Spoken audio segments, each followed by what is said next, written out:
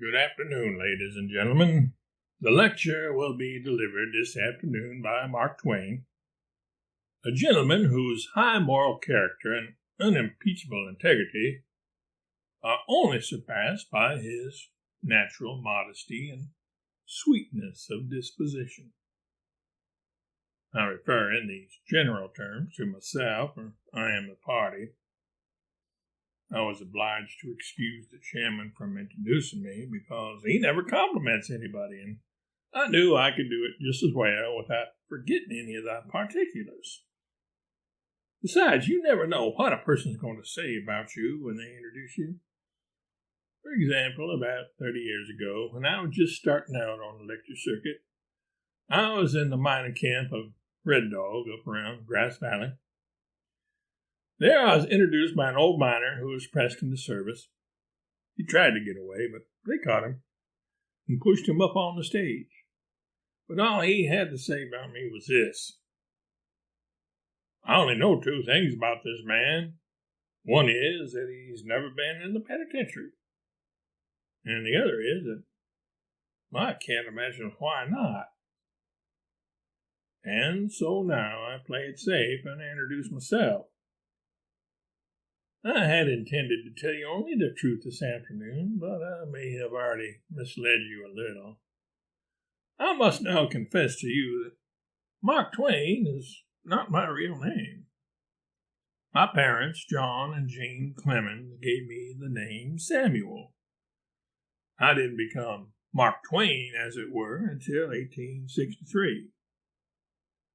I was born in 1835 in Florida, Missouri, that is.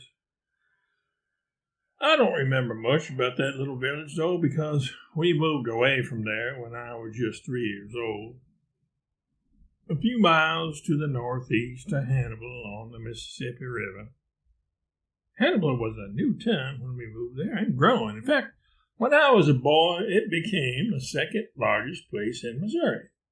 The only larger one being St. Louis downriver, which had about 30,000 inhabitants at the time. St. Louis was not only the largest city in Missouri, it was the largest city west of the Mississippi. Back in Florida, I had been born prematurely, frail, sickly. When a neighbor lady came visiting soon after I was born, she looked at me in my crib, then turned to my mother and said, "You don't expect to raise that babe, do you?" My mother allowed she would try. Not long ago, I asked my mother, "I suppose that during all that time you were uneasy about me?" "Yes, the whole time," she admitted. "Afraid I wouldn't live?" She seemed to consider for a while and said, "No, afraid you would." Well, it may seem that I did my best not to survive my childhood. I almost drowned 9 times while we lived in Hannibal, mostly in the Mississippi River, but a few times in Bear Creek, too. My mother wasn't overly concerned about it, though. She said, "People born to hang are safe in the water." Hannibal was a good place to grow up in. It certainly was an interesting place anyway, with many fascinating characters. Most of the events and the adventures of Tom Sawyer and adventures of Huckleberry Finn actually did happen in and around Hannibal, and the characters in those books of mine were people I knew, people I grew up with. Of course, I changed their names. Laura Hawkins became Becky Thatcher.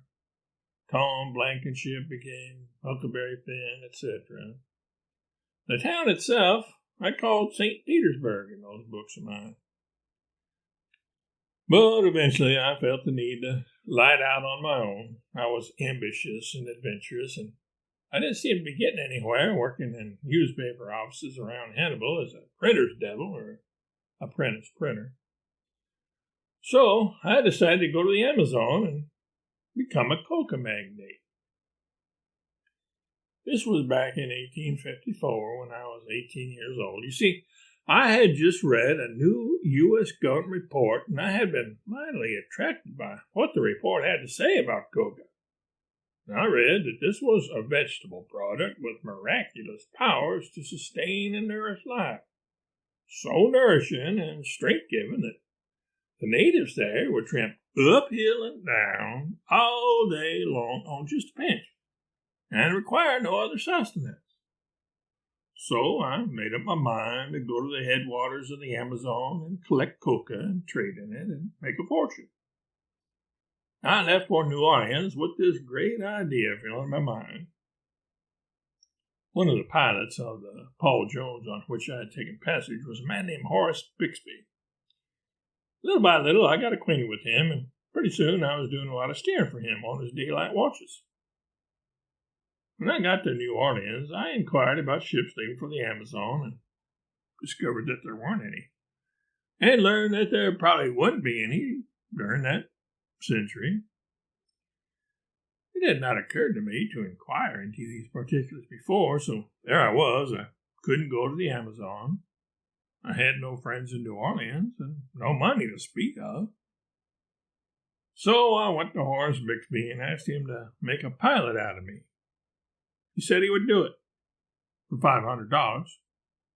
$100 cash in advance, and then $400 out of my first earnings once I became a licensed pilot and started earning wages. You see, cubs or apprentice pilots, they didn't receive wages, just board, place to sleep, and food to eat. And that only when we were on the ship. When we were ashore, we were on our own. Had to get odd jobs such as guarding freight at the levee to keep body and soul together.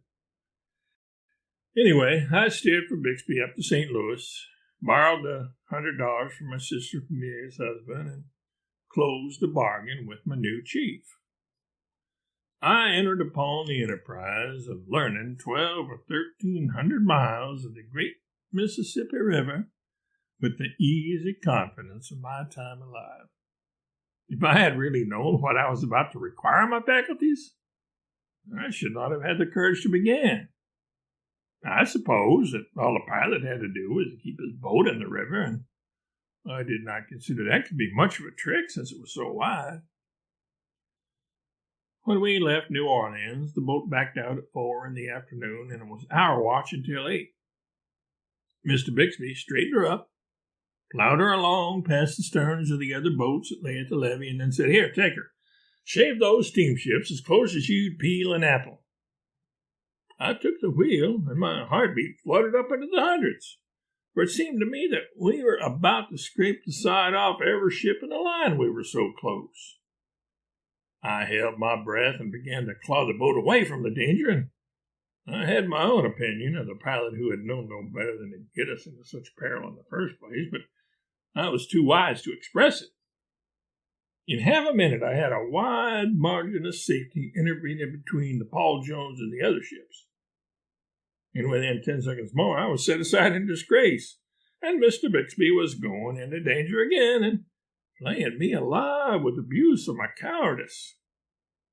I was stung, but I was obliged to admire the easy manner with which my chief loafed from side to side of his wheel and trimmed the ship so closely that disaster seemed ceaselessly imminent. When he had cooled a little, Mr. Bixby told me that the easy water was close ashore and the current outside, and therefore we must hug the bank upstream to get the benefit of the former and stay well out downstream to take advantage of the latter. In my own mind, I resolved to be a downstream pilot and leave the upstream into people dead to prudence. Now and then, Mr. Bixby called my attention to certain things. He said, "This is 6 Mile Point." I assented. It was pleasant enough information, but I could not see the bearing of it. I was not conscious that it was a matter of any interest to me. Another time he said, "This is 9 Mile Point." Later he said, "This is 12 Mile Point." Now it looked about alike to me.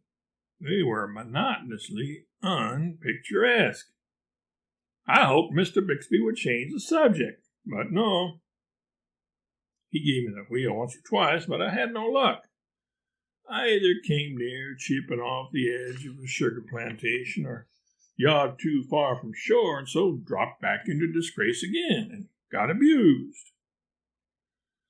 Our watch ended at last, and we took supper and went to bed. At midnight, the glare of a lantern shone in my eyes, and the night watchman said, "Come, turn out." And then he left.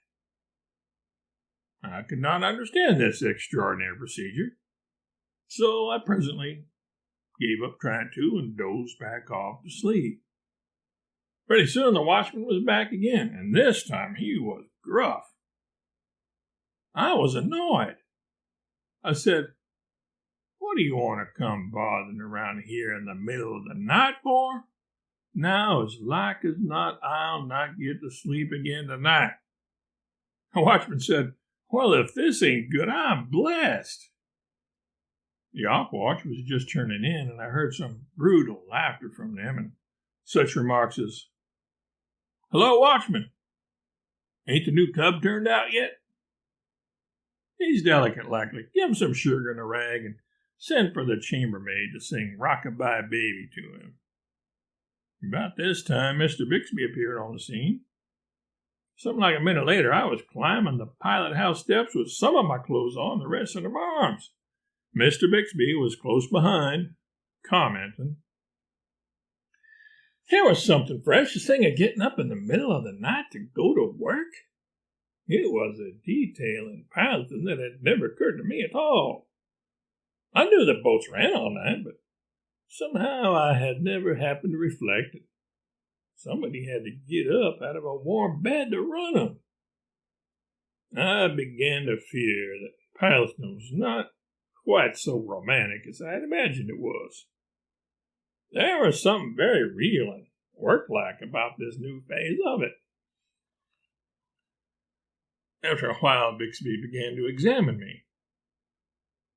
"What's the name of the first point above New Orleans?" I was gratified to be able to answer it promptly, and I did. He said I didn't know. "Don't know?" This man had jolted me. I was down at the foot again in a moment. But I had to say just what I had said before. "Well, you're a smart one. What's the name of the next point?" Once more, I didn't know. "Well, this beats anything. Tell me the name of any point or place I told you." I studied a while and decided that I couldn't. "Look here. Where do you start out from above 12 Mile Point to cross over?" I don't know." You don't know," he echoed, mimicking my drawling manner of speech. "What do you know?" Nothing for certain." "By the great Caesar's ghost, I believe you. You're the stupidest dunderhead I ever saw or ever heard of, so help me Moses. The idea of you being a pilot. You don't know enough to pilot a cow down a lane." Oh, but his wrath was up. He was a nervous man, and he shuffled from one side of his wheel to the other as if the floor was hot. He would bowl a while to himself and then overflow and scald me again. "Look here, what do you suppose I told you the names of all those points for?" I considered a moment, and then the devil of temptation provoked me to say, "Well, to be entertaining, I thought." I eventually became a good average pilot, got my license, and earned quite a nice living at it for some years. But the long, dreaded event came at last. The war between the states. Commercial traffic on the river ceased. I was out of a job. In an attempt to avoid being pressed into service by either side, I took passage on a boat north back to Hannibal. In fact, the Nebraska was the last passenger ship allowed up the Mississippi from St. Louis until after the war. But I did end up getting involved in the war in a small way for a short while. This is what happened. Missouri was a slave state, but it never seceded from the Union. That being so, the soldiers stationed in Hannibal, and there were many, were Union soldiers, and I had to keep away from them and out of sight if I didn't want to be pressed into service as a pilot on a warship, where I would be a target to get shot at by soldiers and snipers on the riverbanks. Not that I would have minded that so much, but I would rather volunteer than be drafted, and hadn't quite yet made up my mind which side I preferred to die for. Eventually, I did make a choice, and in the earliest summer days of the war, I slipped out of Hannibal one night with a friend to join an army detachment nearby. I was made second lieutenant of a company of 11 men who knew nothing about war. We didn't have a first lieutenant. I don't remember why now. It was so long ago. My friend Ben Tupper, who was 19 years old, 6 feet high, 3 feet wide, some distance through, and just out of the infant school, he was made orderly sergeant. He had a hard time. When he was mounted and on the march, he used to go to sleep. Then his horse would reach around and bite him on the leg. And then he would wake up and cry and curse and want to go home. He was town-bred, did not seem to have any correct idea of military discipline. If I commanded him to shut up, he would say, "Who was your slave last year?" One evening, I ordered him to ride out about 3 miles on picket duty to the beginning of a prairie. He said, "What? In the night? And with them blamed Union soldiers likely to be prowling around there any time." So he wouldn't go. And the next morning, I ordered him again. He said, "In the rain?" He didn't go. Next day, I ordered him on picket duty once more. This time, he looked hurt. He said, "What? On Sunday? You must be a darn fool." Well, picketing might have been a very good thing, but I saw it was impracticable, so I dropped it from my military system. We had a good enough time camping out there in the fields and woods until one day we heard that the invader was approaching, so we had to pack up and move, of course. And within 24 hours, they were coming again. So we moved again. Next day, they were after us once more.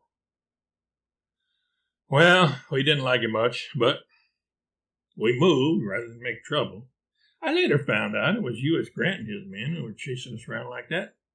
A man I would come to know quite well under much different circumstances some decades later.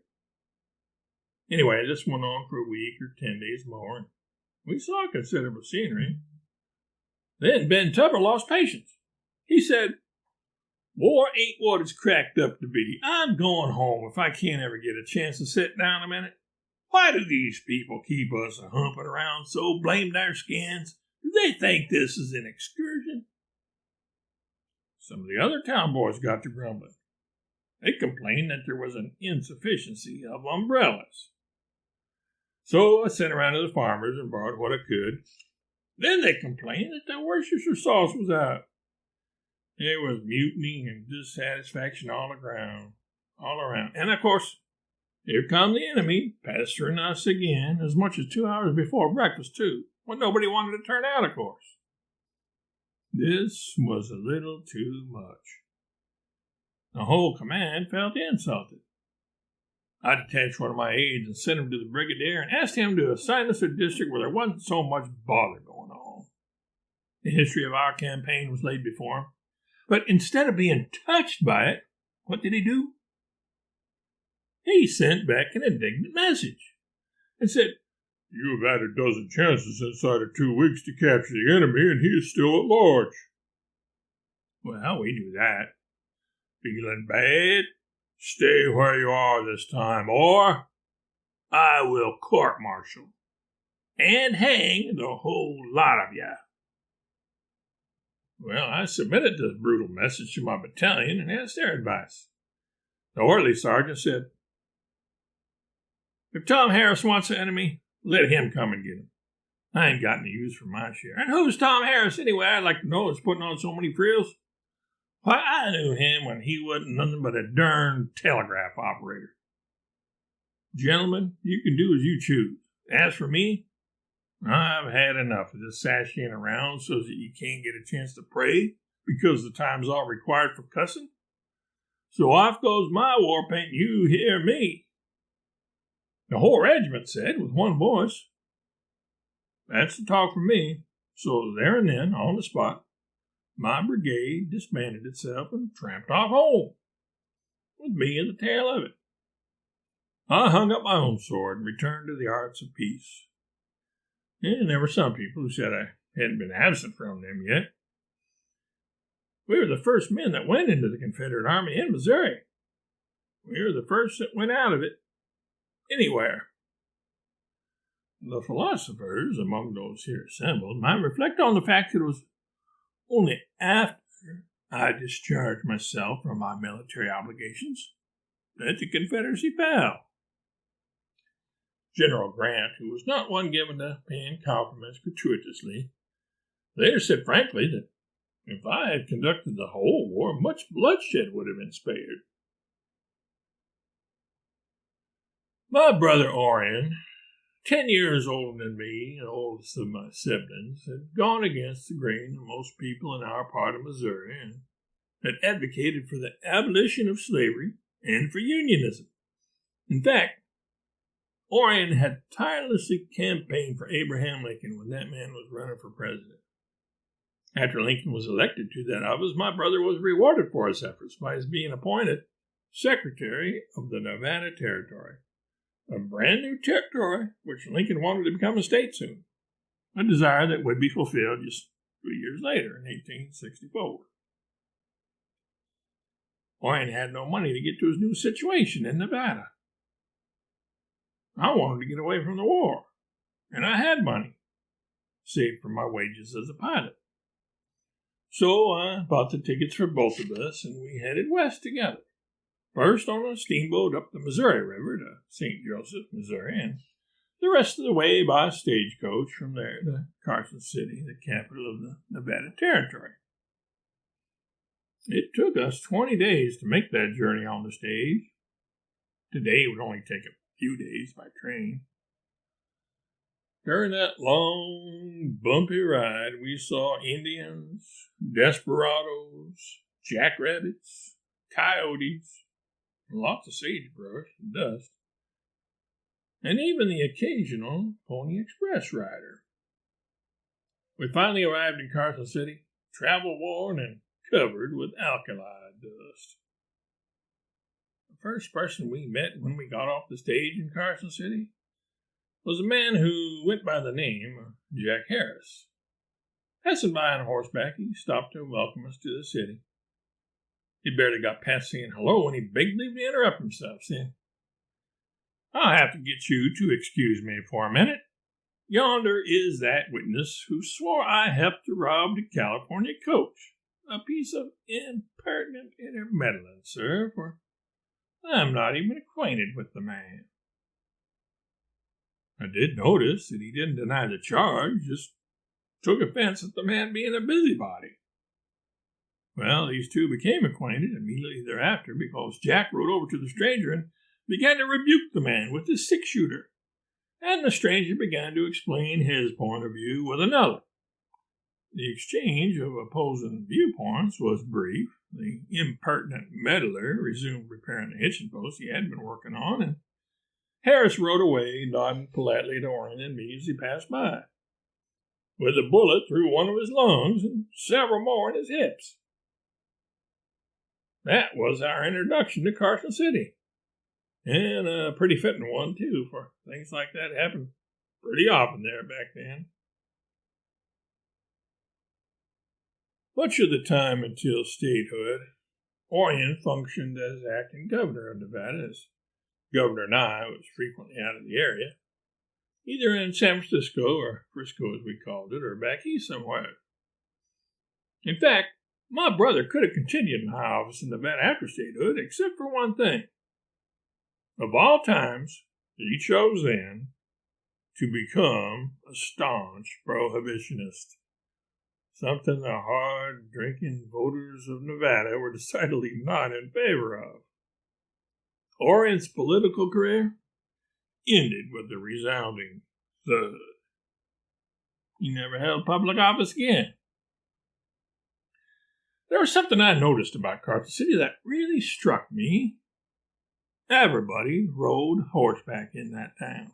I never saw such magnificent horsemanship as that displayed in Carson streets every day, and I did envy them, not being much of a horseman myself.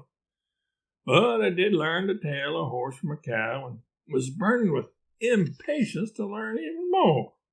I was determined to have a horse and ride myself.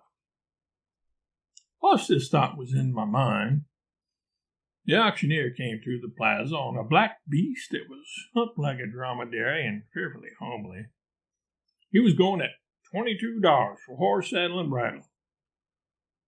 A man standing near me, whom I didn't know, but who turned out to be the auctioneer's brother, noticed the wistful look in my eye and observed that was a remarkable horse to be going at such a price, let alone a saddle and bridle.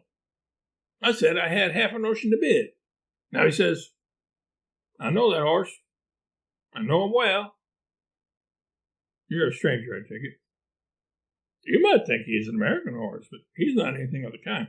He is a Mexican plug, that's what he is. A genuine Mexican plug. There's something about that man's way of saying it that made me just determine that I would own a genuine Mexican plug if it took every cent I had. I said, has he any other advantages? He hooked his forefinger in the pocket of my shirt and led me to one side and in a low tone so that no one else could hear said, Shh, don't say a word. That horse can outbook any horse in America, but he can outbuck any horse in the world. Just then the auctioneer came back around. $24 for the horse, saddle, and bridle. I said, 27. Sold. I took the genuine Mexican plug, paid for him, put him in a livery stable, let him get something to eat and get rested up, and then in the afternoon I brought him out into the plaza, and some of the citizens held him by the head and others held him down to the earth by the tail, and together let his back sag down. I got on, and then the plug arched his back up suddenly and shot me 180 yards. I came down again, straight down, and alighted in the saddle, and went back up again. And when I came down that time, I lit on his neck and seized him and slid back into the saddle and held on. Then he raised himself straight up in the air on his hind feet and just walked around a while like a member of Congress. And then he came down and went up the other way and walked around on his hands just as a schoolboy would. Then he came down on all fours again with the same old process of shooting me up in the air. And the third time I went up, I heard a man say, Oh, don't he buck? So that's what bucking was. I was very glad to know it. Not that I was enjoying it, but then I had been taking a general sort of interest in it and had naturally desired to know what the name of it was.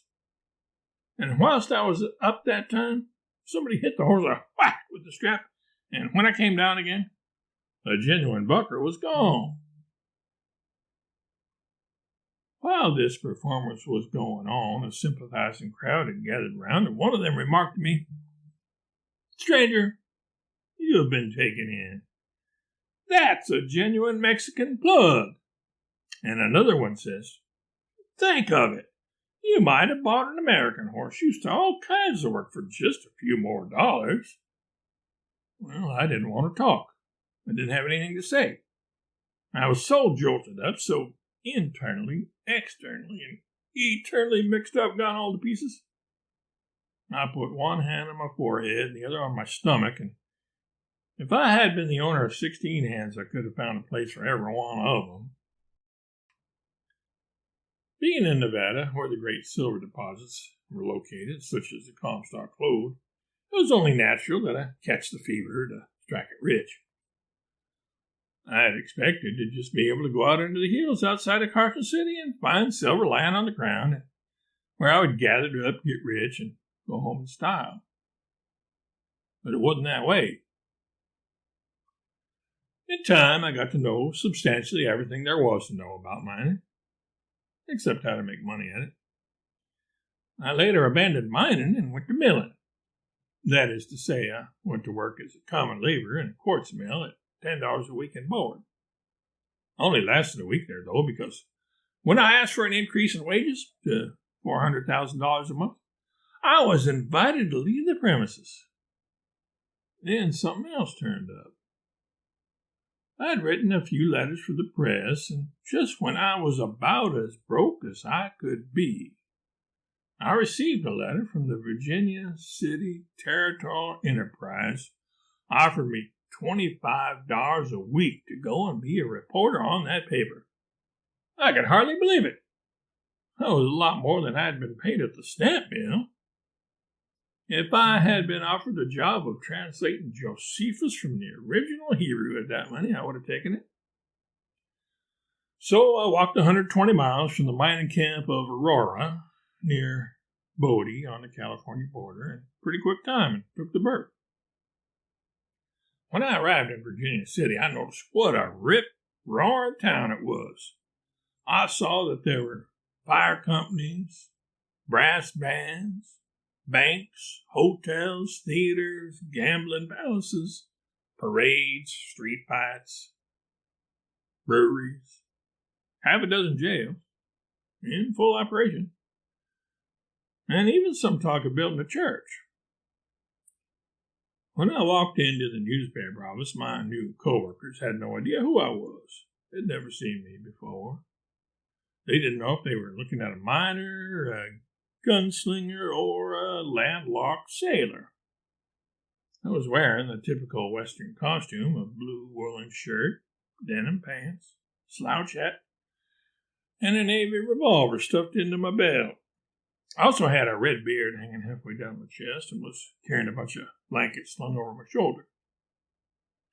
I tramped into the newspaper office, collapsed into the first chair I came to, and after a while, with everyone there staring at me, I said, "Dang my buttons if I don't believe I'm lousy.